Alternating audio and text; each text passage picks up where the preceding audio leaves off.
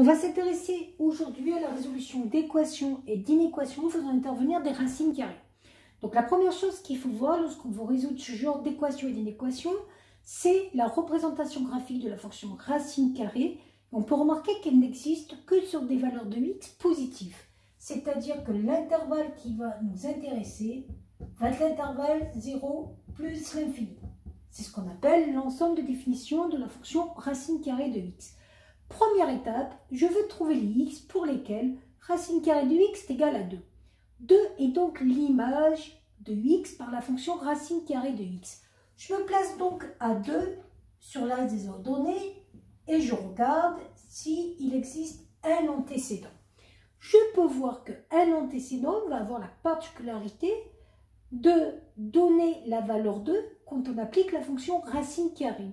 Ça veut dire que cet antécédent ne peut être que 4. Pourquoi? Parce que racine carrée de 4 est égale à 2.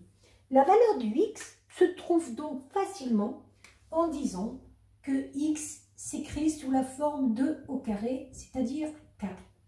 Voilà pour le premier exemple. Je veux maintenant que la fonction racine carrée du x soit plus grande que 4. Donc, il faut que l'image soit plus grande que 4.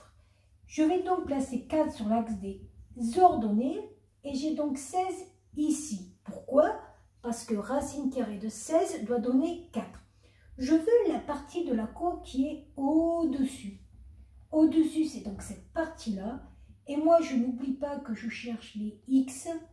Concrètement, ça veut dire que la partie que je cherche va être l'intervalle 16 plus l'infini. Troisième exemple, je veux cette fois-ci que racine carrée du x soit plus petit que 3. Je me place donc sur l'axe des ordonnées. Ici, le 3 va correspondre à un antécédent de 9, puisque racine carrée de 9 est égale à 3. Je veux la partie en dessous. C'est donc les valeurs de x qui vont varier de 0 à 9. Alors, on peut remarquer aussi qu'il y a des cas particuliers. Exemple, je voudrais que racine carrée de x soit plus petit ou égal à moins 1.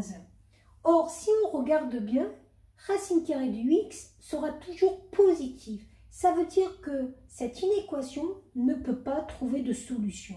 On va donc dire que S est égal à l'ensemble vide.